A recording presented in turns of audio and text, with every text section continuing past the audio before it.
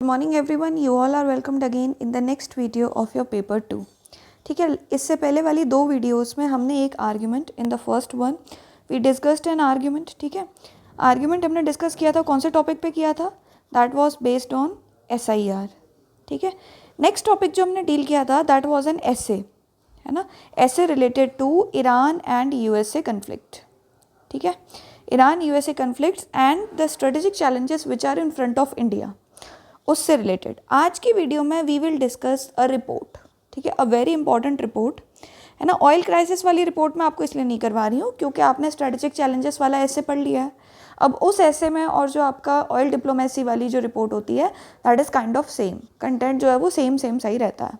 ठीक है, तो रिपीट नहीं करेंगे, हम रिपीटिशन अवॉइड करेंगे और डायरेक्टली हम अपने आज के टॉपिक की तरफ मूव ऑन करेंगे which is the India's nuclear energy potential. India's nuclear energy potential ये आपका रिपोर्ट के फॉर्म में आ सकता है. Reason being recently government of India ने कौन सा एक्ट पास किया है? शांति एक्ट. ठीक है, शांति एक्ट की फुल फॉर्म क्या है ये आप मुझे नीचे कमेंट सेक्शन में बताएंगे. 2025 में ही इसको पास किया गया, 25 या 26 के स्टार्टिंग में.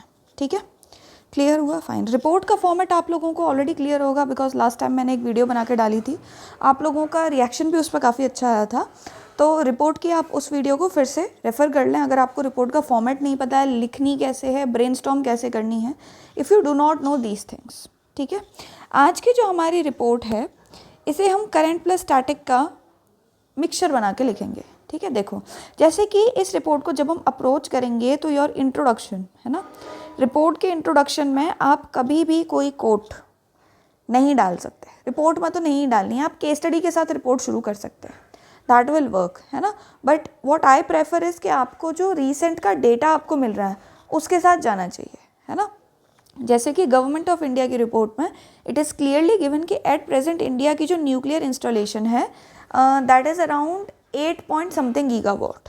ठीक है, 8 पॉइंट समथिंग गीगावाट के अप्रॉक्स वो है ना. यहाँ पे हमारे पास में वो एग्जैक्ट नंबर है 8.78 gigawatt and this is around 3% of India's total energy installation. India के पास जितना भी एनर्जी इंस्टॉलेशन है उसका इट इज़ 3%.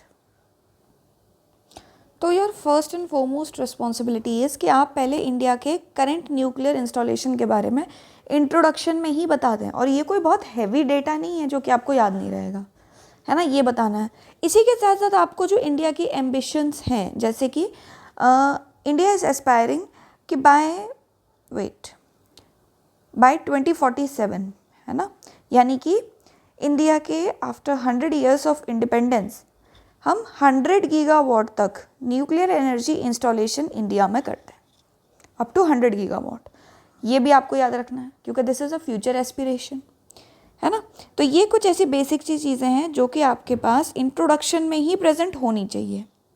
ठीक है, इतना क्लियर हुआ. Then comes the body. देखो रिपोर्ट वगैरह के साथ ही आपको सपोर्ट करके लिखना है, अपने एंड से अपनी लैंग्वेज में नहीं. या तो गवर्नमेंट ऑफ इंडिया कह रही है या कोई मिनिस्ट्री कह रही है या फिर कोई रिपोर्ट कह रही है, इस तरीके से आप लिखेंगे. ठीक है, अभी मैं रीड करके दिखाऊंगी. रिपोर्ट की वीडियो में मैंने आपको ये चीज़ें डिटेल में बताई हुई हैं.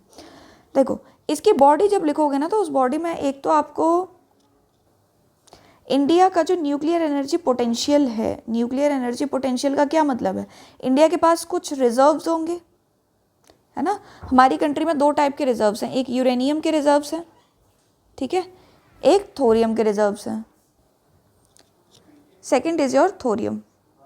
ठीक है, अब इंडिया में जो यूरेनियम के रिजर्व्स हैं दे आर वेरी लेस. आपने देखा होगा ये सिंगभूम डिस्ट्रिक्ट में है, आपके झारखंड में थोड़े बहुत, है ना, रिजर्व्स हैं बट काफ़ी कम रिजर्व्स हैं. When it comes to thorium तो वर्ल्ड का ऑलमोस्ट हमारे पास में 25% इंडिया के पास प्रेजेंट है. तो this is a huge deposit. और कहीं ना कहीं इंडिया इस चीज़ को प्लान करता है कि जो चीज़ हमारे पास नेचुरली रिजर्व में प्रेजेंट है हम उसी को इस्तेमाल करें. ठीक है, तो ये चीज़ आपकी, और ये थोरियम कहाँ पे पाया जाता है? In your monazite sand.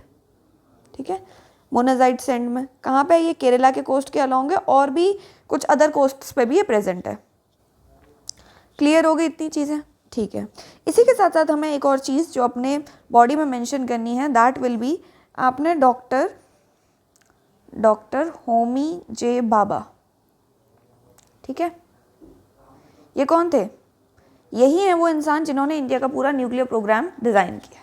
ठीक है, चाहे वो सिविल न्यूक्लियर फैसिलिटी हो, चाहे वो आपकी न्यूक्लियर टेस्टिंग हो, किसी भी डायरेक्शन में हो, न्यूक्लियर का पूरा कंट्रोल इनिशियली इन्होंने ही अपने हाथों में लिया था and he developed a 3 staged, ठीक है, 3 स्टेज न्यूक्लियर पावर प्रोग्राम, है ना, 3 स्टेज न्यूक्लियर पावर प्रोग्राम इन्होंने डेवलप किया था। तो ये भी आपके किस में प्रेजेंट होना चाहिए? जब हम इंडिया की न्यूक्लियर एनर्जी पोटेंशियल की बात कर रहे हैं तो it has to be in your body, ठीक है, बॉडी में यहाँ पे ये प्रेजेंट होना चाहिए, है ना। फिर कौन से तरीके से? प्रेशराइज्ड हेवी वाटर रिएक्टर्स के थ्रू, ठीक है, ये चीज़ भी आपको मेंशन करनी है। फिर आपके साथ इसी में बॉडी में फर्दर आ जाएगा आपका शांति बिल,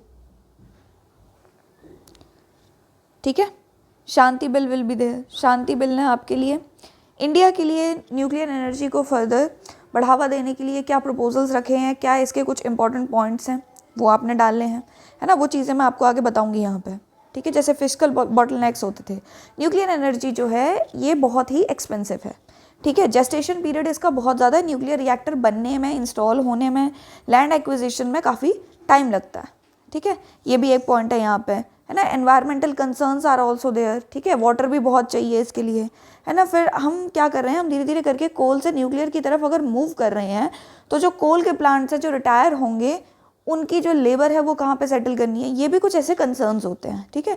कोल वाला पॉइंट इसमें मेंशन करने की ज़रूरत नहीं है, अदरवाइज आपके पास जो रिपोर्ट होगी बहुत लंबी हो जाएगी, और रिपोर्ट में जो आपके पास स्पेस होता है दैट इज़ जस्ट 2 पेजेस, तो इसको ज़्यादा एक्सटेंड नहीं करना है, ठीक है ना। फिर लास्ट में आप आके दोगे एक वे फॉरवर्ड, खुद से नहीं, जो पॉलिटिकल एक्सपर्ट्स कह रहे हैं, जो न्यूक्लियर एक्सपर्ट्स कह रहे हैं, ठीक है, that will be your way forward. Last में you have to mention the sources. Clear हो गया होगा यहाँ तक? ठीक है, चलो आगे देखते हैं। लेट्स सी, सेंटर में आपको टॉपिक डालना है अपना रिपोर्ट में, है ना। ऐसे में डालो या मत डालो, रिपोर्ट में ज़रूर डालो, ठीक है। फॉर्मेट ध्यान में रखना, स्पेशल कॉरेस्पॉन्डेंट, कुछ बच्चे बोलते हैं स्पेशल कॉरेस्पॉन्डेंट नहीं लिखना है क्या, ठीक है, आप स्किप कर सकते हो, आप लिखो डायरेक्ट ABC 5 मई 2026 XYZ, ठीक है, इतना आपको मेंशन करना है। आप में से कुछ बच्चे क्या करते हैं, ऐसे कर देते हैं, नेम, डेट, प्लेस यहाँ लिख देंगे, उसके आगे इसको लिखेंगे, नहीं, ये काम करने की कोई रिक्वायरमेंट नहीं है किसी भी तरीके से, ठीक है। चलो, nuclear energy occupies a strategically significant position in India's quest for energy security and environmental sustainability, ठीक है। This has to be your opening line.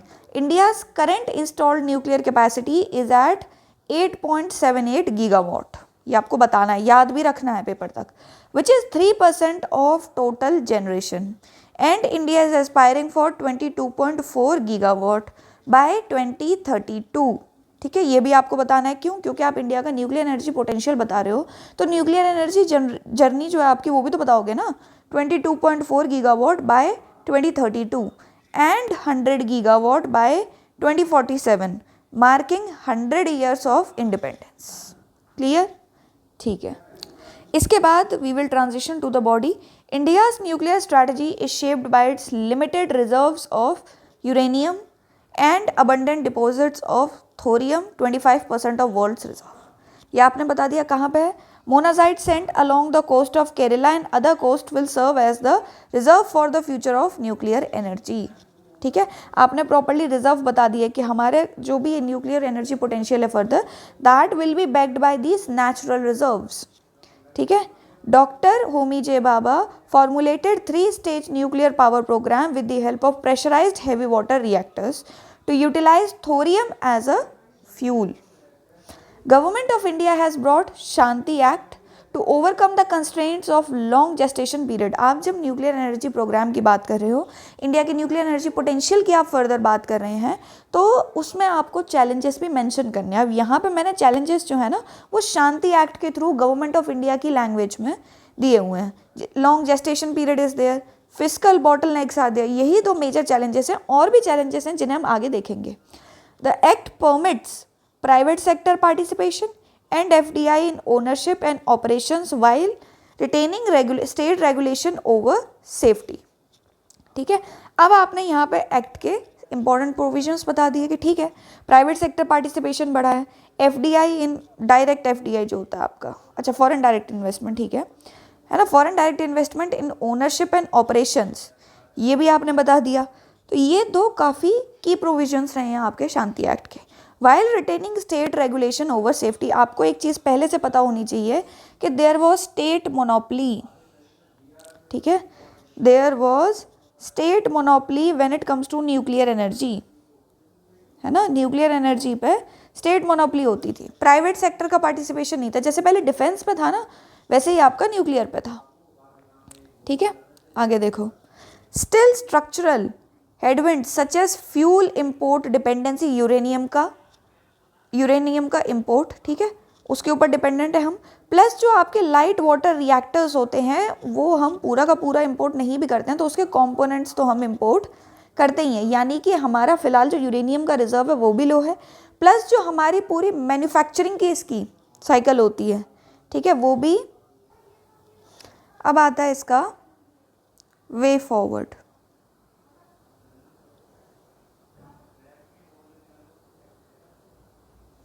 ठीक है। To resolve these issues political and nuclear experts have suggested scaling of Bharat small modular reactors, ठीक है।